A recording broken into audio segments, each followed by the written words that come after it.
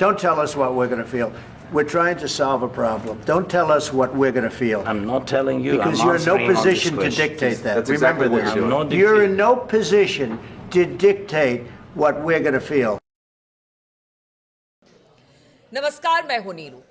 तो होनी तो थी बातचीत और बड़ी बातचीत, कुछ डील भी होनी थी, लेकिन उसी बीच कुछ ऐसा हुआ कि अब ज़ेलेंस्की और ट्रंप दोनों विवाद में हैं और विवाद एक वीडियो के जरिए है। We're going to feel very good. We're going to feel very good and very strong. You will feel influence. You're right now not in a very good position. You've allowed yourself to be in a very bad position, and he happens to be right about it. From the very beginning of the war. You're not in a good position. You don't have the cards right now. With us, you start having cards. But right now, you don't. You're playing cards. You're playing cards. You're gambling with the lives of millions of people. You're gambling with World War III. You're gambling with World War III.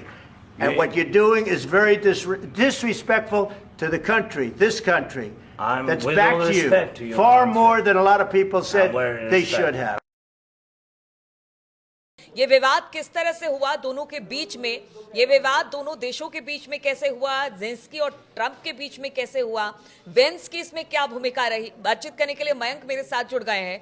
Mayank, बुलाया तो गया था कि युद्ध विराम होगा, शांति होगी, सब कुछ ठीक हो जाएगा, कुछ बड़ी डील होगी, लेकिन जो तस्वीरें सामने आई, ये पहली बार हमने देखा कि इस तरह से अमेरिकी राष्ट्रपति से मिलने कोई देश का प्रतिनिधि जाता है और वहां पर इस तरह से तू मैं होती है। देखिए, इस समय इंटरनेशनल मीडिया में जिस चीज़ की सबसे ज़्यादा चर्चा हो रही है वो है ज़ेलेंस्की और ट्रंप के बीच जो बहस हुई कैमरे के सामने व्हाइट हाउस में, ओवल ऑफिस में। इससे पहले हमने कभी इस तरह ऐसा पहले कभी नहीं देखा। ये पहली बार है ऐसा जब हम देख रहे हैं कि अमेरिका की राष्ट्रपति की किसी देश के प्रमुख के साथ इस तरह से बात होती है।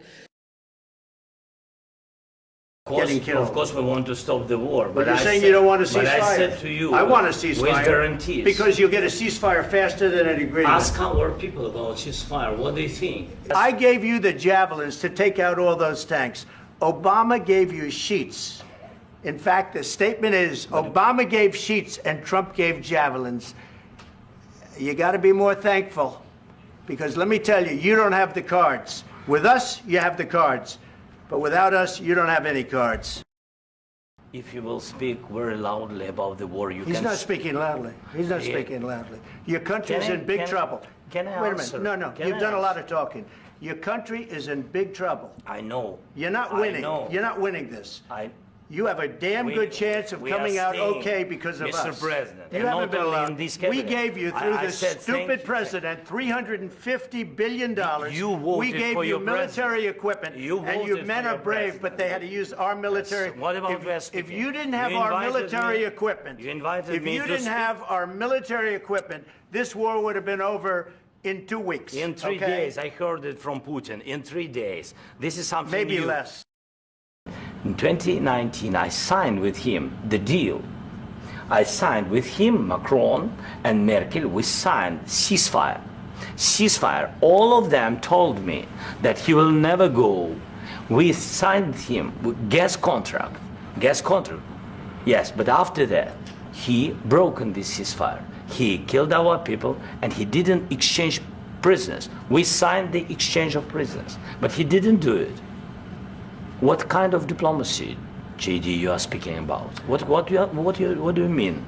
I'm talking about the kind of diplomacy that's going to end the destruction of your country. Yes, but if you Mr. President, with respect, I think it's disrespectful for you to come into the Oval Office and try to litigate this in front of the American media. Right now, you guys are going around and forcing conscripts to the front lines because you have manpower problems. You should be thanking the president for trying to bring an end to this conflict. Have you ever been to Ukraine that you say what problems we have? I have been to. Count one. I've actually watched and seen the stories, and I know what happens is you bring them on a propaganda tour, Mr. President. Do you disagree that you've had problems bringing people into your military? And do you think that it's respectful to come to the Oval Office of the United States of America and attack the administration that is trying to prevent the destruction of your country?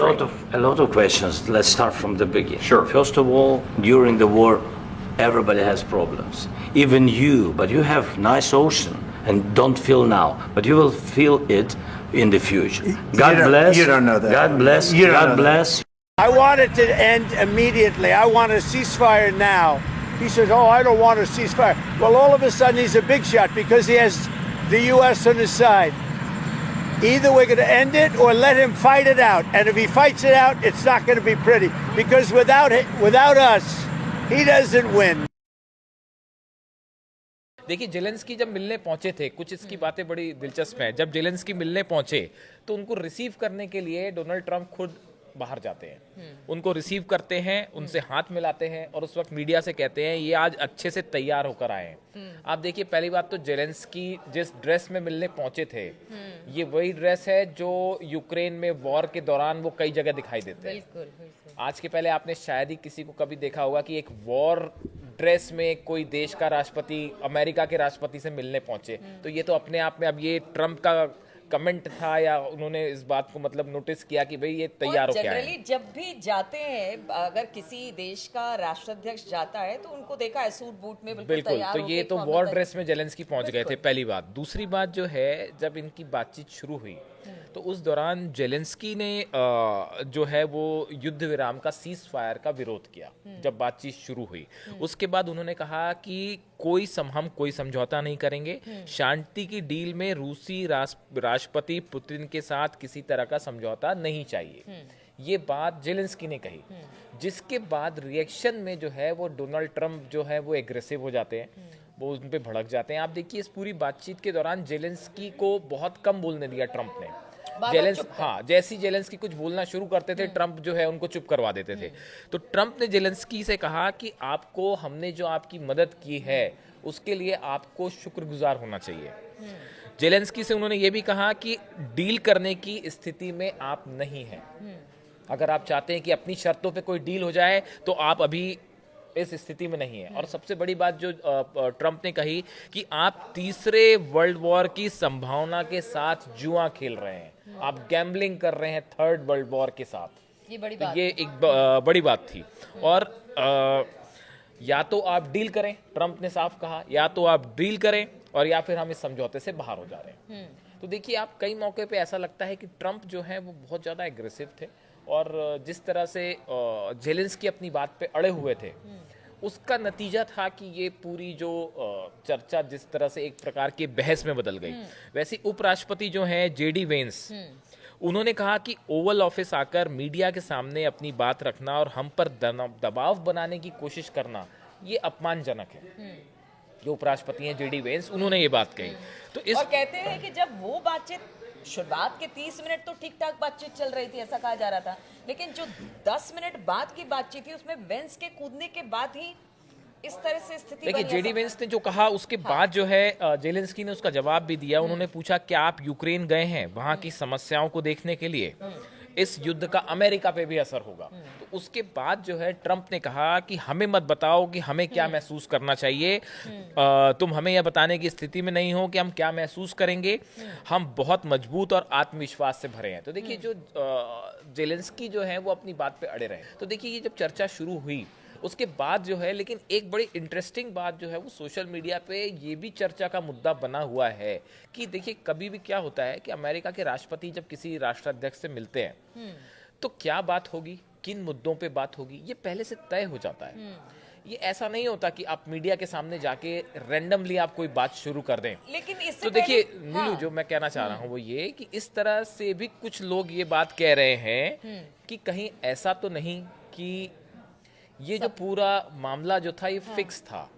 ये media को एक प्रकार से ये दिखाने की कोशिश थी कि हमने जेलेंस्की के ऊपर दबाव बना रखा है और हम शांति चाहते हैं। तो ये कितना एक प्रकार का इस तरह के भी विचार चल रहे हैं सोशल मीडिया पे। लोग इस तरह से भी बात कर रहे हैं कि कहीं ये फिक्स तो नहीं था। बिल्कुल, ये फिक्स नहीं था। इससे पहले भी ब्रिटेन के भी जब प्रधानमंत्री वहां पर पहुंचे तो हमने देखा वो भी ओपन मंच पे ही सारे पत्रकार बैठे हुए थे, सवाल बहुत सारे किए गए। एक चिट्ठी लेकर आए थे वो और उन्होंने ट्रंप को दिया और फिर कहा कि आपका न्योता है।